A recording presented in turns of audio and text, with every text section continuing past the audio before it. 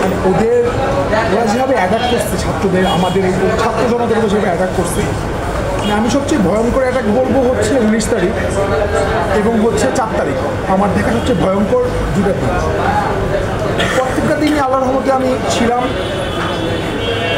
রাস্তায় ছিলাম, চেষ্টা করছি বাচ্চাদের সাথে থাকার জন্য। 19 তারিখে তো আসিফ মারা গেল, ওখানে একটা ভয়ঙ্কর ছিল আসিফের গায়ে গুলি লাগা। এবং তার আগে যখন আপনার সুইমিং কমপ্লেক্সের ওখানে যখন আমরা দাঁড়ানো, হঠাৎ করে হেলিকপ্টার থেকে র্যাফ করে হেলিকপ্টার ছিল, যেভাবে টিয়ারশেল সাউন্ড গ্রেড এবং গুলি শুরু করে, আমরা যতগুলো মানুষের আতঙ্ক, এমনভাবে আতঙ্ক আমরা শখ হয়েছি যে আমরা আমাদের যাওয়ার জায়গা ছিল, ওপেন জায়গা, আকাশ থেকে গুলি করতেছে, আমরা কোথায় যাবো, আসলে আমার কোনো যাওয়ার জায়গা ছিল। সামহাও বেঁচে ছিলাম, আল্লাহ রহমত ছিল দেখে। দেন হচ্ছে 4 তারিখ ছিল একটা জঘন্য দিন।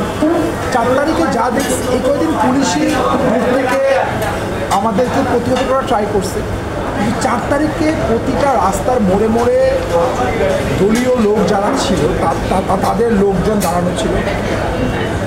আমি তো একটু বয়স্ক মানুষ, দাঁড়িয়ে আছে, আমাকে কখনো এভাবে ধরেনি, কিন্তু যেসব বাচ্চারা যায় ওরা যখনই মুভ করা শুরু করছিল, প্রতিটা মোড়ে মোড়ে ওদেরকে ধরে আটকেছে, চেক করছে, পিটায় বাসায় পাঠাইছে। 10 নম্বরে আমার স্পষ্ট মনে আছে, আমরা শাহালি প্লাজার সামনে দাঁড়ানো, ওরা 2 নম্বরে এপাশ থেকে যখন আসে, সামনে দিকের ছেড়ে পেলে ওপেন মেশিন নিয়ে গুলি করতেছে, পিছনে পুলিশ টিয়ারশেল সাউন্ড গ্রেড মারতেছে। যখনই ওরা পিছিয়ে যাচ্ছে, পুলিশ সামনে এসে গাড়ি দিয়ে ওদেরকে সাপোর্ট দিচ্ছে, ওদের যে গাড়ি ছিল ওদের দিয়ে সাপোর্ট দিচ্ছে। আমরা যখন ভয়ে পিছনের দিকে যাচ্ছিলাম, হঠাৎ করে কাজীপাড়ার থেকে একটা প্লাটুন আসে, আর্মি, 2টা রুট দিয়ে 2টা প্লাটুন আসে।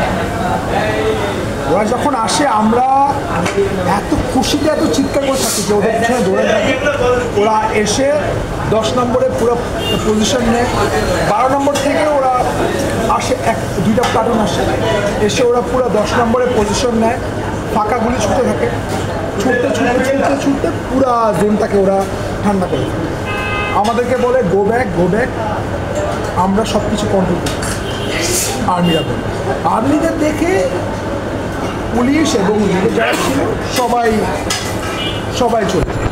কিন্তু তার আগ পর্যন্ত আমি যেভাবে অস্ত্র দেখছি, নিজের মানুষের হাতে, আমি আসলে ভয় পেয়েছিলাম যে আমি বাঁচবো আজকে এখান থেকে, না মরে যাবো, আমি আসলে জানতাম। তো আল্লাহর রহমতে এবং আর্মির হেল্পে আমরা ওই দিন আমরা নিজেদেরকে সেভ করতে পারছি।